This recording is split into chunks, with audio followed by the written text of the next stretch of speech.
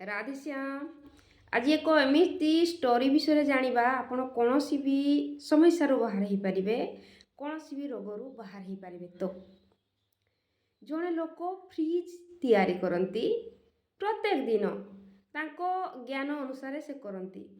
ତ ଏମିତି ପ୍ରତ୍ୟେକ ଦିନ କରିବା ଅନୁସାରେ ତାଙ୍କ ପିଠିରେ କିଛି ଅଧିକ ବସିବା ସତ୍ତ୍ୱେ ତାଙ୍କ ପିଠିରେ କିଛି ପୀଡ଼ା ହେବାରେ ଅନୁଭବ ହେଲା। ତ ସେଇ ପୀଡ଼ା ଧୀରେ ଧୀରେ ବଢ଼ିବାରେ ଲାଗିଲା। ସେଇ ପୀଡ଼ାକୁ ସେ ଯାଇକି ଯେତେବେଳେ ଡକ୍ଟରଙ୍କ ସହିତ ପରାମର୍ଶ କଲେ, ତ ଡକ୍ଟର କହିଲେ ତୁମର ପିଠିର ପଞ୍ଜରା କିଛିଟା ନଷ୍ଟ ହେବାରେ ଲାଗିଛି, ବୋଧେ ଆଉ ଠିକ୍ ହେବନି, ଏଇ ପ୍ରକାର କହିଲେ। ତ ସେ ବହୁତ ମନ ଦୁଃଖରେ ଆସିକି ପୁଣି ତାଙ୍କ କାମରେ ଲାଗିଥାନ୍ତି, ସେଇଠି ବସିଥାନ୍ତି, କାମ କରୁଥାନ୍ତି। ତ ସେଇ ଜାଗାକୁ ଜଣେ ଲୋକ ଆସିଲେ। ଏମିତି ତାଙ୍କର ଫ୍ରିଜ୍ ନେବାର ଥିଲା, ସେଇ ବିଷୟରେ କଥାବାର୍ତ୍ତା ହଉ ହଉ ସେ ଲୋକକୁ ପଚାରିଲେ, ଆଉ କ'ଣ କେମିତି ବେପାର ଚାଲିଛି, କ'ଣ ହେଲା, ଏମିତି ସବୁ କଥାବାର୍ତ୍ତା ହେଉଥାନ୍ତି। ସେଇଠି ସେଇ ଲୋକ ତାଙ୍କର ପିଠି ବିଷୟରେ କହିଦେଲେ ଯେ ସବୁ ତ ଠିକ୍ ଚାଲିଛି, କିନ୍ତୁ ମୋର ସ୍ୱାସ୍ଥ୍ୟ ଜମା ଭଲ ନାହିଁ। ମୋର ପିଠିରୁ କିଛି ପଞ୍ଜରା ଏମିତି ନଷ୍ଟ ହେବାରେ ଲାଗିଛି, ଯାହାକି କେବେ ଭଲ ହେବ ନାହିଁ ଡକ୍ଟର କହୁଛନ୍ତି। ତ ସେଇ ଲୋକ ସେଇ ପ୍ରେୟାର ବିଷୟରେ ଜାଣିଥିଲେ, ଯିଏକି ତାଙ୍କୁ ସେଇ ପ୍ରେୟାର ଉପଯୋଗ କରିକି ସେ ବହୁତ ସମସ୍ୟାରୁ ବାହାର ହେଇସାରିଥିଲେ। ତ ସେଇ ଜାଗାରେ ସେଇ ଲୋକ କହିଲେ, ଏମିତି କ'ଣ ସମସ୍ୟା ଅଛି ଯେ ତୁମ ସମସ୍ୟାରୁ ତୁମେ ବାହାର ହେଇପାରିବନି? କହିଲେ, କ'ଣ ସମସ୍ୟା? ମୁଁ ତ କହିଲି ମୋ ପିଠିରେ ଏମିତି କିଛି ପୀଡ଼ା ଅନୁଭବ ହେଉଛି, ଯେତେ କଷ୍ଟ ଲାଗୁଛି ମୁଁ ଜାଣୁଛି, କିନ୍ତୁ ଡକ୍ଟର ତ ମନା କରିଦେଲେ, ଆଉ କୌଣସି ବି ବାଟ ନାହିଁ, ମୁଁ କ'ଣ କରିବି? ତ ସେଇ ଜାଗାରେ ସେଇ ଲୋକ ଆସିଥାନ୍ତି। ସେ କହିଲେ, ମୁଁ ଏମିତି ଏକ ପ୍ରେୟାର ଦେବି ଯାହାକି କରିବା ସତ୍ତ୍ୱେ ତୁମର ପିଠି ନିହାତି ଭଲ ହେଇଯିବ। ତୁମର ଯେମିତି ଥିଲା ସେଇ ପିଠିର ପଞ୍ଜରା ଗୁଡ଼ିକ ସେମିତି ଠିକ୍ ହେଇଯିବ। ସେ ଲୋକ ବହୁତ ଅଟ୍ଟହାସ୍ୟ କରି ହସିଲେ, କହିଲେ, ଏମିତି ମଜା କରନି। ଯେଉଁଠି ଡକ୍ଟର ମନା କରିସାରିଛନ୍ତି, ମୁଁ କେମିତି ଆହୁରି ଭଲ ହେଇପାରିବି? ଆଉ କ'ଣ ସମ୍ଭବ ମୁଁ ଭଲ ହେବା ପାଇଁ? ସିଏ ମାନୁନଥାନ୍ତି ଯେ ଡକ୍ଟର ମନା କରିଛନ୍ତି, ଇଏ କହୁଛନ୍ତି କେଉଁ ପ୍ରେୟାର କରିଦେଲେ ମୁଁ ଭଲ ହେଇଯିବି। ଏମିତି କଥାକୁ ଅଣଦେଖା କରୁଥାନ୍ତି, ମାନେ କଥାକୁ ଶୁଣୁନଥାନ୍ତି, ଏମିତି କହୁଛନ୍ତି, ମଜାକ କରୁଛନ୍ତି, ଏମିତି ଭାବୁଥାନ୍ତି। ତ ସେଇ ଜାଗାରେ ସେ ଲୋକ ଆସିଥାନ୍ତି। ସେ କହିଲେ, ଏମିତି କାହିଁକି ଭାବୁଛ, ଏମିତି ହସୁଛ, କ'ଣ ବିଶ୍ୱାସ କରୁନ? ସେ କହିଲେ, କେମିତି ବିଶ୍ୱାସ କରିବି? ଡକ୍ଟର ତ ମନା କରିଛନ୍ତି, ତା ଛଡ଼ା ମୁଁ କେମିତି ବିଶ୍ୱାସ କରିବି?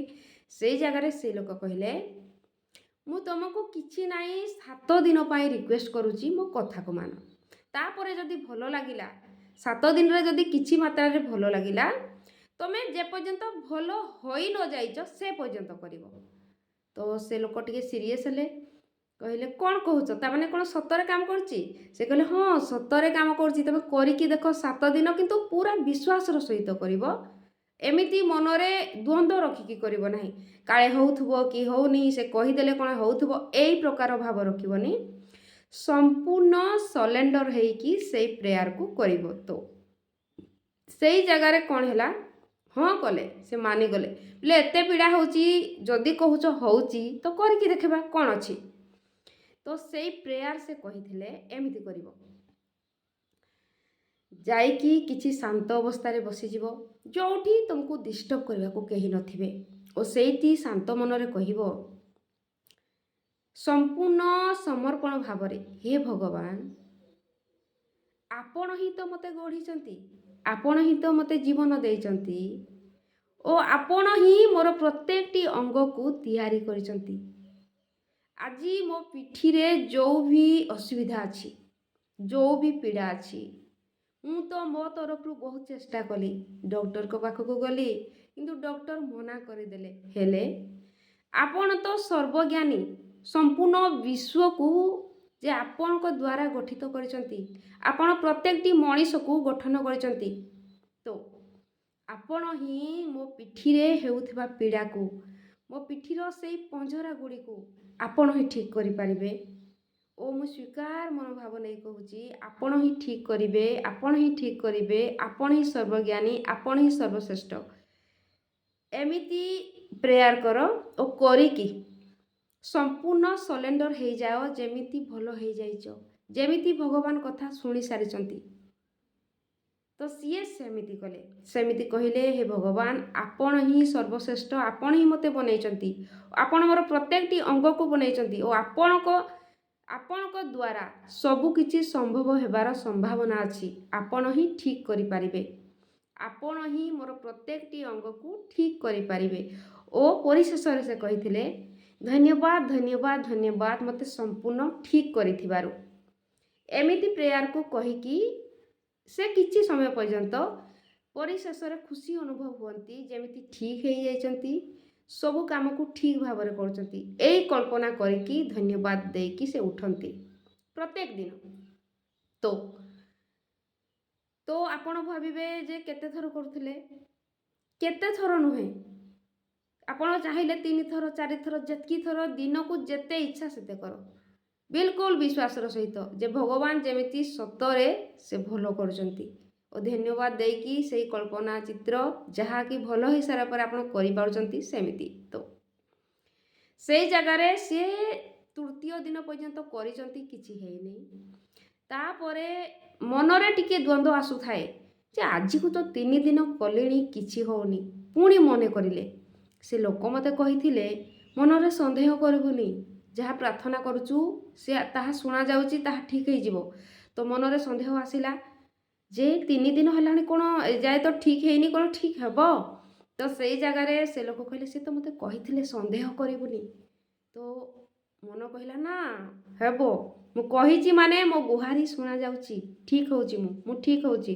ତ ସେଇଠି କ'ଣ ହେଇଛି, ସିଏ ତାଙ୍କ ମନରେ ଆସୁଥିବା ଅବିଶ୍ୱାସକୁ ଦୂରେଇ ଦେଲେ ଓ ସେଇ ଜାଗାରେ ଚତୁର୍ଥ ଦିନ ପୁଣି ବସିଲେ ପ୍ରେୟାର କରି ଓ ସେମିତି ପ୍ରେୟାର ଯେମିତି କହିଥିଲେ ସେମିତି ପ୍ରେୟାର ଓ ସେମିତି ଧନ୍ୟବାଦ ଦେଇକି ଉଠନ୍ତି।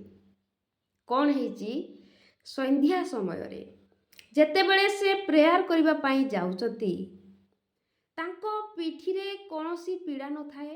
ଏମିତି ନର୍ମାଲି ଆଗରୁ ଯେମିତି କାମ କରୁଥିଲେ ସେମିତି ସଡନ୍ ଆସିକି ବସିଗଲେ, ପ୍ରେୟାର ମୁଡ୍ରେ ବସିଗଲେ। ଆଗରୁ କଷ୍ଟ ହେଉଥିଲା କିନ୍ତୁ ସେଦିନ କଷ୍ଟ ଅନୁଭବ ନଥିଲା।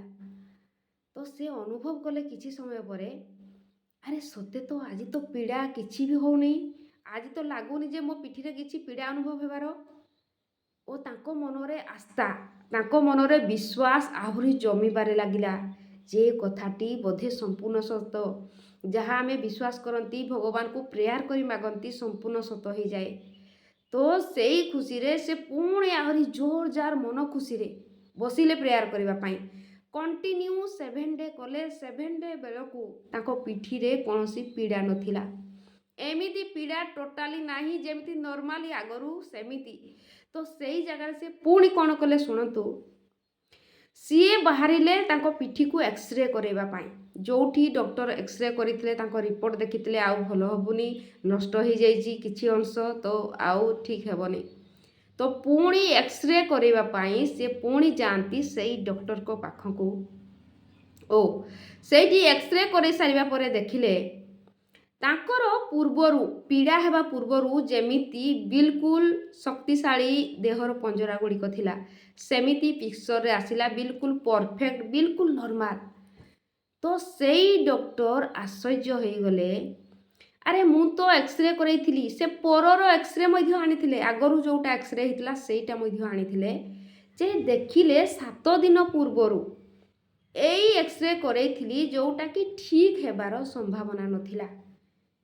ଏ 7 ଦିନ ଭିତରେ ଏମିତି କ'ଣ ହେଇଗଲା, ୟା ପିଠି ଯେମିତି ଥିଲା ସେମିତି ନର୍ମାଲ ଅଛି, କିଛି ବି ଅସୁବିଧା ନାହିଁ, ତାର ପିକ୍ଚର ବିଲକୁଲ ପଜିଟିଭ ଆସିଛି। ସେ ଡକ୍ଟର ସେଇଠି ଆଶ୍ଚର୍ଯ୍ୟ ହେଇଯାଇଥିଲେ ଯେ ଏ କଥା କ'ଣ ସମ୍ପୂର୍ଣ୍ଣ ସତ। ସେଇଠି ସେ ଲୋକ ଦେଖିକି ତାର ଏକ୍ସରେ ରିପୋର୍ଟ ବହୁତ ଖୁସି ଅନୁଭବ ହେଲା।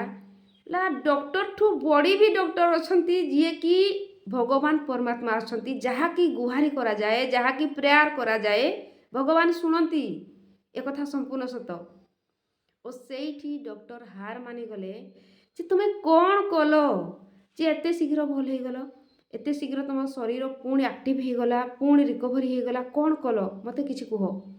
ତ ସେଇଠି ସେଇ ଡକ୍ଟରକୁ ମଧ୍ୟ ସେଇ ଲୋକ ସେଇ ପ୍ରେ ବିଷୟରେ ଜଣେଇକି ଆସିଥିଲେ ଯେ ମୋ ଦୋକାନକୁ ଜଣେ ବନ୍ଧୁ ଆସିଥିଲେ ଓ ମୁଁ ଏଇ କଥା କହିଥିଲି ଯେ ମୋ ପିଠିରେ ପୀଡ଼ା ହେଉଛି, ମୁଁ ଠିକ୍ ହେବିନି। ଓ ସେଇ ଜାଗାରେ ସେ ମୋତେ ଏଇ ପ୍ରେ କଥା କହିଥିଲେ, ପ୍ରାର୍ଥନା କଥା କହିଥିଲେ ଯାହା କରିବା ପାଇଁ। ଓ ମୁଁ 7 ଦିନ କରିବା ଭିତରେ ମୁଁ ଏତିକି ଠିକ୍ ହେଇସାରିଛି। ସେ ଡକ୍ଟର ବହୁତ ଆଶ୍ଚର୍ଯ୍ୟ ହେଲେ ଓ ଖୁସି ମଧ୍ୟ ହେଲେ ଯେ ଏବେଠୁ ଯେଉଁ କଥା ବି ରିପୋର୍ଟରେ ଭୁଲ ଆସିବ, ମୋ ପାଖକୁ ଯେକୌଣସି ପେସେଣ୍ଟ ବି ଆସୁ ତାକୁ ମୁଁ ନିରାଶ କରିବି ନାହିଁ। ତାଙ୍କୁ ମୁଁ ଏଇ ପ୍ରେୟାର ଦେବି, ମୁଁ ଏଇ କଥା ବି କହିବି ଯେ ସମ୍ପୂର୍ଣ୍ଣ ଠିକ୍ ହେବ ଓ ଏଇ ପ୍ରେୟାର ମାଧ୍ୟମରେ ଆହୁରି ଜଲ୍ଦି ଠିକ୍ ହେବ। ସେମିତି କହିକି ଡକ୍ଟର ସେଇ ପ୍ରେୟାରକୁ ମଧ୍ୟ ରଖିଲେ ଓ ସେଇ ଲୋକ ସେଇଠୁ ଖୁସି ହେଇକି ଆସିଲା, ପୁଣି ଭଲ ହେବାରେ ଲାଗିଲା। ତ ଆପଣ ଜାଣିଲେ ପ୍ରେ କେତେ ଜୋରରେ କାମ କରେ। ଆପଣ ବି କୌଣସି ସମସ୍ୟାରେ ଥାନ୍ତୁ, କୌଣସି ବି ସିଚୁଏସନ୍ ଥାଉ, ଏଇ ପ୍ରେ ମାଧ୍ୟମରେ ଠିକ୍ ହେଇପାରିବେ। ତ ନିହାତି କରିକି ଦେଖିବେ, ନିଜ ଲାଇଫରେ ଇମ୍ପ୍ରୁଭମେଣ୍ଟ ଆସିବ। ରାଧେ ଶ୍ୟାମ।